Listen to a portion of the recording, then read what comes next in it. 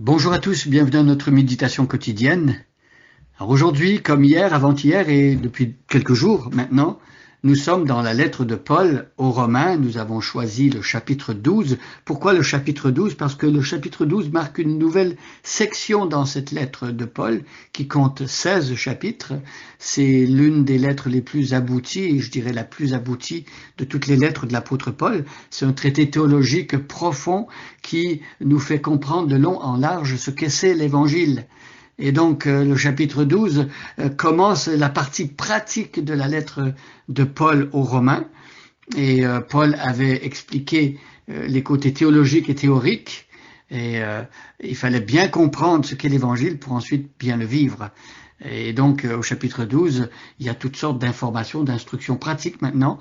Maintenant que vous avez compris le message de la bonne nouvelle et qu'il est entré dans votre cœur, voilà comment au jour le jour et quotidiennement il est bon de vivre pour plaire à Dieu.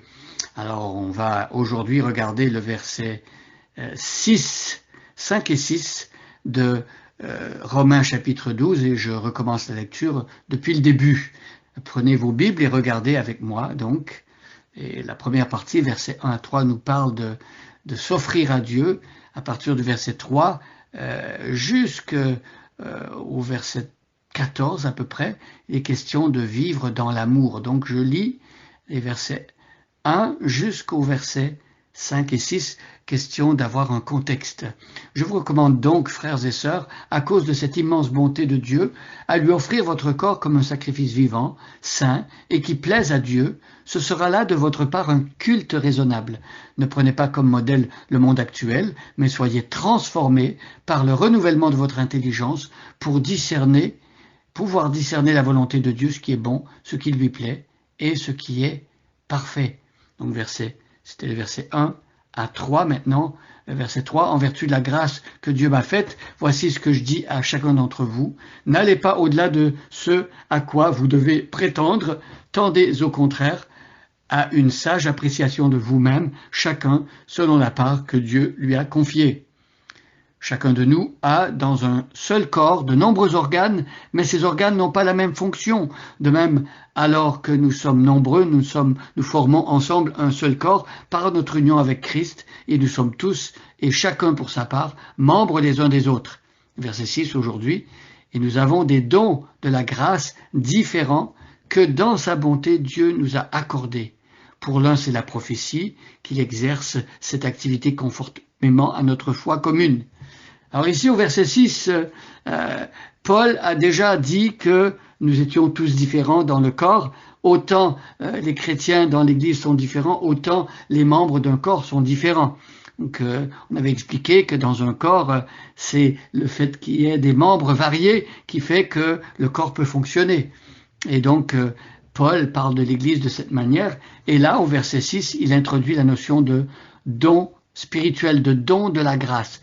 Nous avons des dons de la grâce différents, des charismes autrement dit. Donc des talents spirituels, si on peut dire, quelque chose que Dieu nous a donné au moment de notre nouvelle naissance, quand on est né de l'Esprit, né d'en haut. Alors avec la naissance, Dieu aussi a prévu des dons. Comme un enfant qui naît sur la terre, il aura potentiellement, même bébé, toutes sortes de dons, de talent qu'il va pouvoir développer au fur et à mesure qu'il grandit. Eh bien, on a cette idée ici que pour la vie spirituelle, c'est la même chose. Dieu nous a dotés de capacités, de ressources, de dons qui viennent de lui, de son esprit, et que l'on apprend à utiliser pour le servir et pour construire le projet de Dieu, le corps de Christ, construire l'œuvre que Dieu est en train de faire, agir dans la mission, etc. etc. Et donc, nous avons des dons de la grâce différents. Voilà.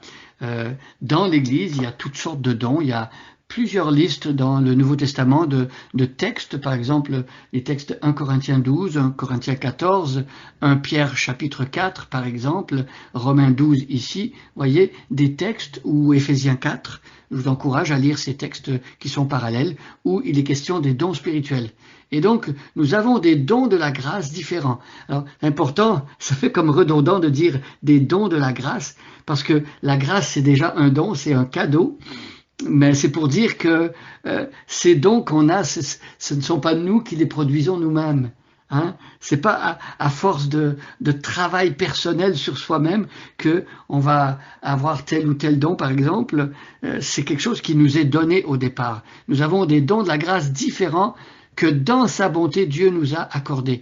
Donc ici, on a la raison, la motivation derrière ces dons spirituels. Pourquoi Dieu donne-t-il des dons de la grâce à son Église et à ses enfants? C'est parce qu'il nous aime, c'est parce qu'il est bon. Dieu, dans sa bonté, nous équipe pour pouvoir faire son œuvre, pour pouvoir être capable de le servir. Donc, Dieu nous a accordé ces dons. Pour l'un, alors on commence ici un premier don, on explique un premier don pour l'un, c'est la prophétie qu'il exerce cette activité conformément à notre foi commune. Certains ont un don de prophétie. Alors, qu'est-ce qu'un don de prophétie? Ça a un rapport avec la parole. Prophétiser, dans l'Ancien Testament, il y avait des prophètes qui recevaient par l'Esprit des messages inspirés par Dieu. Et voilà, et on voit caractéristiquement dans les textes, ainsi parle l'Éternel. Typiquement, un homme était investi de la force du Saint-Esprit et s'adressait au peuple de Dieu. Donc, souvent, on a réduit la prophétie à l'idée de prédire l'avenir. C'est une petite partie de ce que c'est que le don de prophétie dans l'Ancien Testament.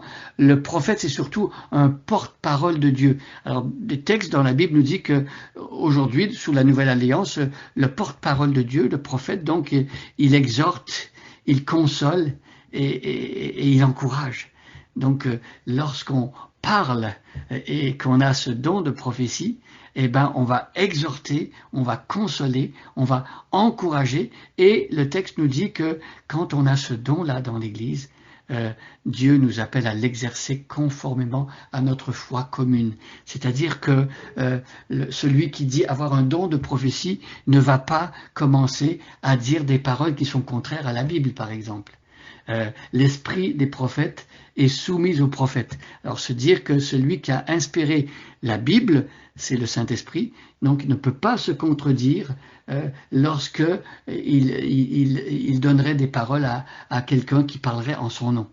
Donc si quelqu'un vient vers vous et il dit qu'il a une prophétie qui vient de Dieu et quelque chose qui contredit la Bible, eh bien il faut être sur ses gardes, il faut faire attention parce que le Saint-Esprit ne va tout simplement pas se contredire. Donc ici, pour l'un, c'est la prophétie qu'il exerce cette activité conformément à notre foi commune. Apprenons à connaître la Bible pour pouvoir exercer les dons que Dieu nous donne conformément à sa parole.